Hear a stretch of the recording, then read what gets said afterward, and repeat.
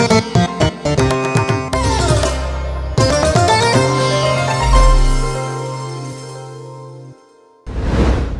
প্রিয়জনেরা, প্রভু যীশু খ্রিস্টের নামে আমি আপনাদের প্রেমে অভিবাদন জানাই। প্রভু যীশু খ্রিস্ট প্রতিদিন আপনাদের পরিচালনা করেন। হয়তো আপনি পড়াশোনা করেন, কাজ করেন, ব্যবসা করেন, সেবা কাজ করেন। আপনি যাই করুন না কেন, ঈশ্বরের বাক্য আমাদের সুন্দর উপদেশ দিয়ে থাকে। উপদেশক 9:10 তোমার হস্ত যে কোনো কার্য করিতে পায়, তোমার শক্তির সহিত তাহা করো।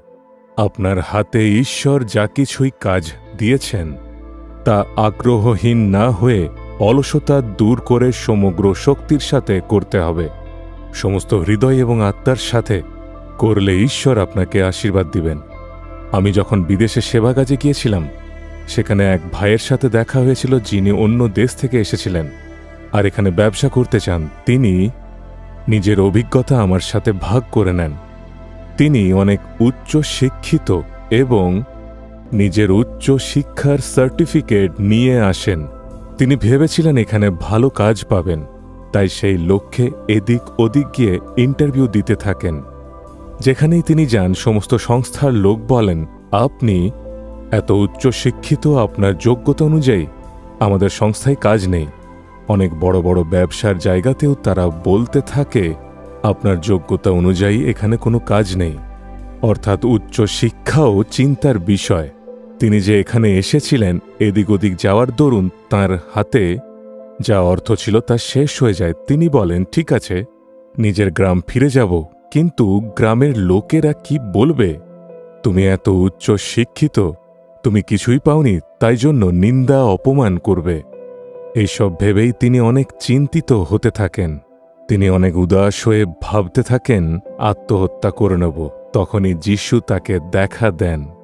প্রভু যীশু খ্রিস্টের যখনই তিনি দেখা পান, তাঁর আত্মিক জীবনের পরিবর্তন হতে থাকে। তাই ঈশ্বর তাঁর জীবনে, তাঁর মনে একটা নির্ণয় নেওয়ার জন্য তাকে পরিচালিত করেন।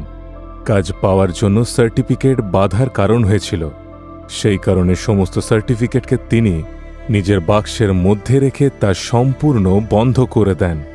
তিনি সোজা কোম্পানিতে যান, কাজ খোঁজেন এবং কোম্পানির লোকেরা বলেন, আপনাকে কি কাজ দেব?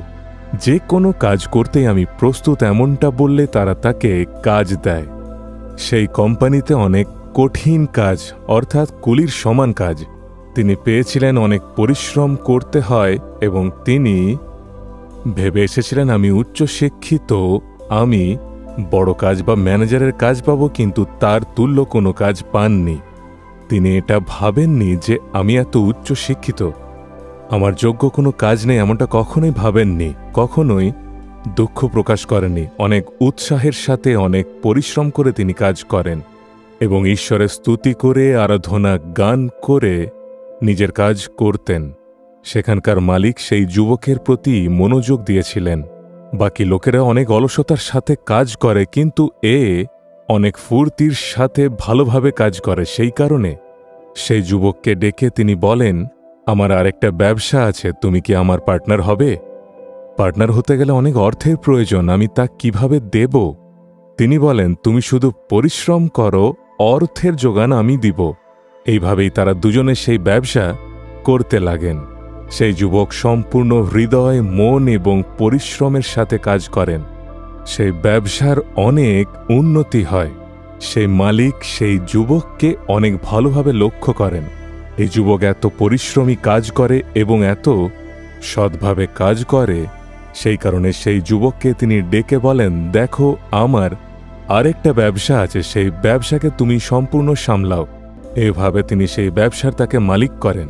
সেই ভাই বলেছিলেন, একই দিনে ঈশ্বর আমাকে আশীর্বাদ করে পুরো ব্যবসার মালিক করেন। ঈশ্বর আমাকে যা কাজ দিয়েছিলেন, আমি তা সম্পূর্ণ হৃদয় এবং মন দিয়ে করেছি।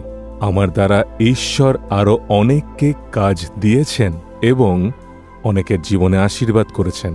তাই প্রভুর সেবা কাজের জন্য আমার উপার্জনের অর্ধেকের বেশি দিই এবং প্রভুর রাজ্যের জন্য কাজ করি। আমার প্রিয়েরা, যা কিছু ঈশ্বর আপনার জীবনে কাজ দিয়েছেন তা সৎভাবে পরিশ্রমের সাথে করবেন। যদি অলসতার সাথে আগ্রহহীনভাবে কাজ করবেন তাহলে ঈশ্বর আপনার যা কিছু কাজ আছে তাতে কখনোই আশীর্বাদ দিবেন না। তা যাই কাজ হোক না কেন, ঝাড়ু দেওয়া, মোছামুছি করা, ছোট অথবা বড় যাই কাজ সৎভাবে পরিশ্রমের সাথে করে আপনি যদি বিশ্বাসযোগ্য থাকেন তাহলে ঈশ্বর আশীর্বাদ দিবেন। আজ আমরা ঈশ্বরকে বলবো, হে ঈশ্বর, তুমি আমার হাতে যাই কাজ দাও, কোনো প্রশ্ন না জিজ্ঞাসা করে সম্পূর্ণ হৃদয়ে তা করব।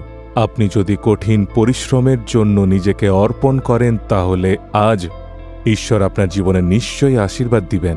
হে ঈশ্বর, আজ আমি নিজেকে অর্পণ করি। আজ প্রভু, যা কিছু কাজ তুমি আমাকে দেবে তা পরিশ্রমের সাথে করব, সৎভাবে করব। যিশুর নামে প্রার্থনা চাই। Amen, amen.